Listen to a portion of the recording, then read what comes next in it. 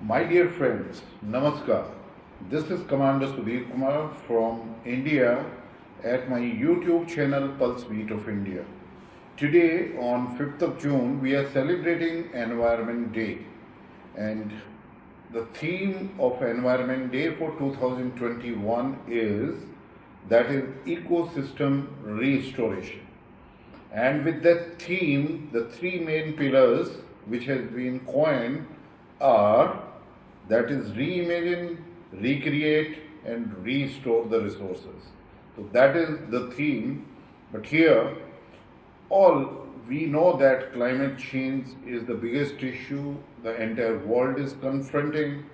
We know that the temperature is increasing every year, glaciers are melting. In various parts of the world, there are typhoons, cyclones, and wildfires are taking place as a result.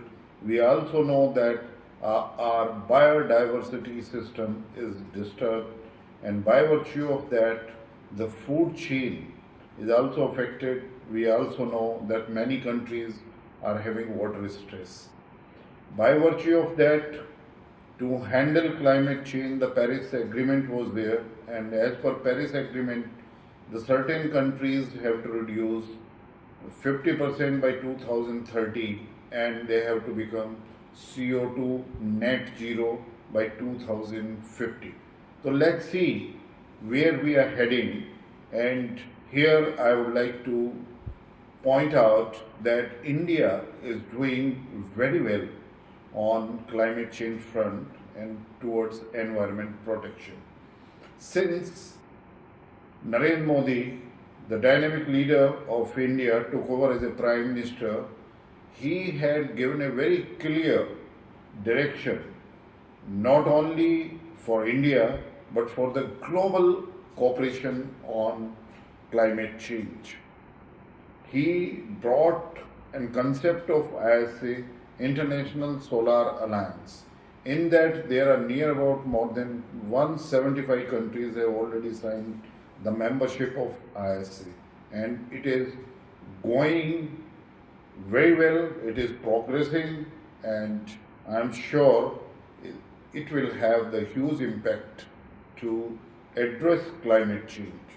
Similarly, he also came up that resilient cooperation on disaster management and creating the resilient infrastructure, that is CDRI. This CDRI initiative he has proposed in 2019, and already 22 countries have become part of it.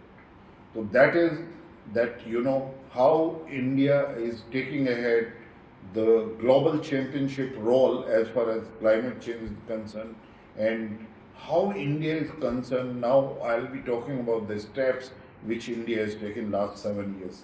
The first and the foremost, very important, is India has increased its forest cover and tree coverage by near about 14,000 square kilometer. It is a huge step towards climate change and addressing environment protection.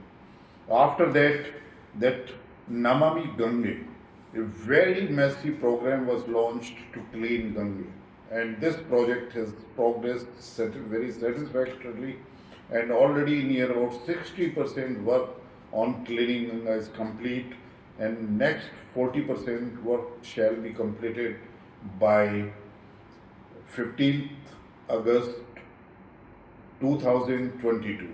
So this entire then Ganga will be totally clean. After this, that we had Swachh Bharat. In Swachh Bharat Abhiyan, again lot of initiatives were taken where CO2 emissions could be reduced. The toilets were created where the defecation free. India has been made, every district of India has been made defecation free.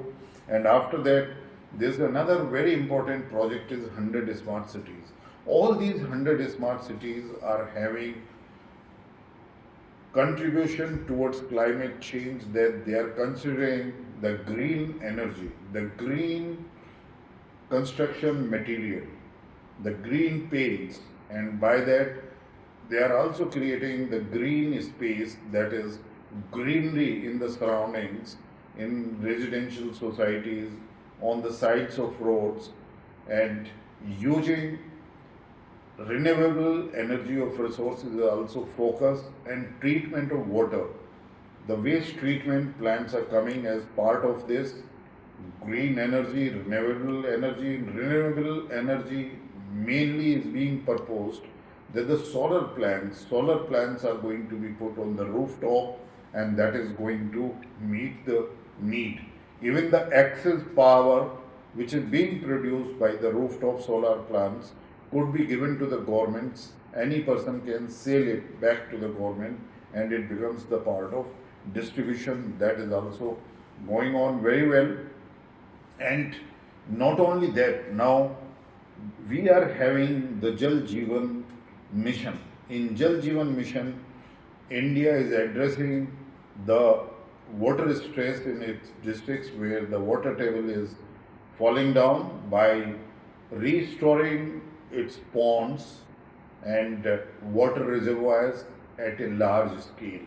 And not only that, that is, we are now encouraging, India is encouraging rainwater harvesting at residence level, at individual bungalows, in farmhouses, in residential colonies, in government, in companies, and everywhere. Even the companies, multinational companies or the big companies, in their campuses, they are going for rainwater harvesting at a very large scale.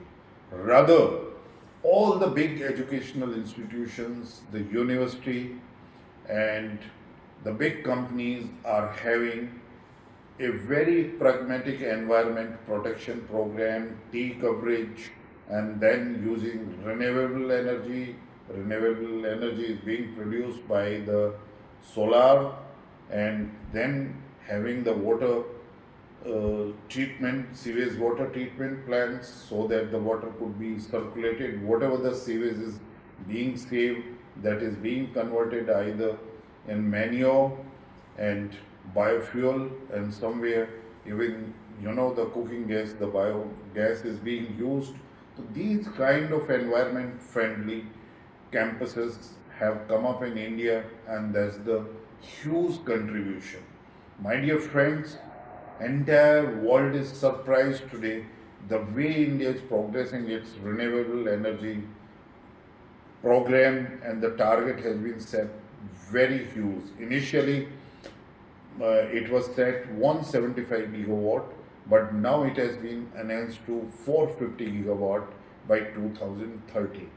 We have already installed near about 80 gigawatt renewable energy resources, that is in terms of solar plants and hydroelectric power stations and wind farms. Besides this, having a very good combination of the nuclear power plant also by 2035, so that the mix basket of energy will have all the components: hydroelectric energy component, solar production, wind energy, and nuclear energy. Even beside that, India is also progressing well towards the electrical vehicles. Electrical vehicles are going to have the battery storage and charging facilities. All these is the part of the campaign which India is running. India is also having the green technology policy for its companies, but as a part of its foreign policy also, so that all the embassies in all countries are going to have the renewable energy resource, going to have the rainwater harvesting and the water treatment plants at all places. So this is the huge program that India is having towards clean energy or green energy. The entire focus is the SDG, Sustainable Development Goals. Those have been set in Paris Agreement how we could achieve them, and that's where the focus is. And today I'm very happy to quote one very big organization of India, very big company, that is Infosys. Infosys has already achieved its target of SDG Sustainable Development Goals by 2020. It means they are 30 years before the target which has been set by the Paris Agreement, that is 2050. And if one big company, large company, which is a software company, could do this, many companies in India will be doing this. And here I would like to say I did a survey, that is risk analysis audit of one campus of ITC company near Bangalore airport, is somewhere in 2010 2011.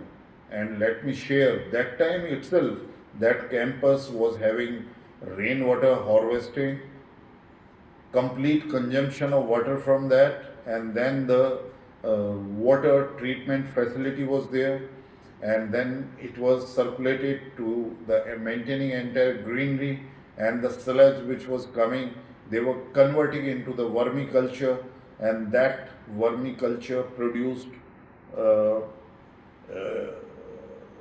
was given, that manure was given to the plants. So that's the,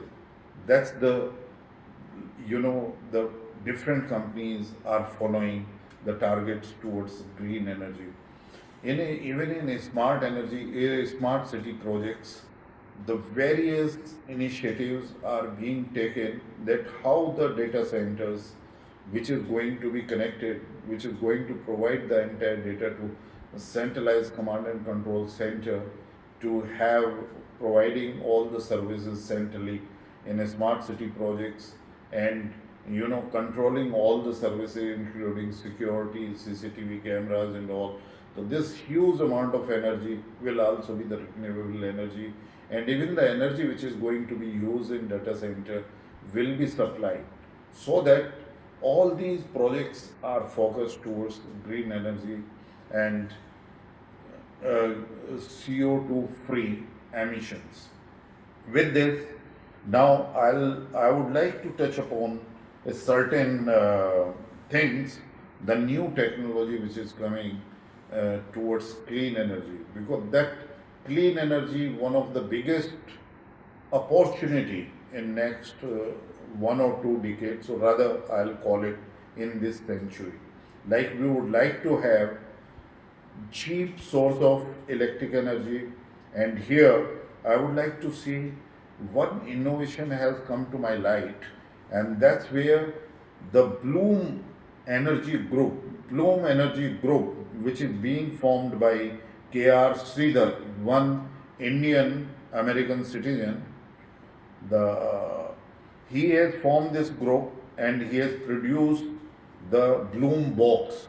This Bloom box is near about, like if you take a circular, then 6 by 6 by 6, then the inches, or which can meet the demand of one household of US, two household of UK, and four households of India. This small box is going to have a fuel cell, and he has designed this, that from one side he is going to flow the oxygen, and from the other side he is going to have the mix, that is different kind of an fuel which is going to, and when this reaction between oxygen and this fuel which is going to take place in this fuel cell, it will produce electricity, and this electricity will be the cheapest. This electricity will be wire free. There will not be any need of any, the wires are being, no transmission lines are required, and I think this is going to change the entire scenario as far as the clean energy, and it will be a boost towards this environmental protection, and a huge contribution towards climate change. And he asked for a support of near about $100 million and there is one very famous venture fund who supports this kind of thing. His name is John Dawes.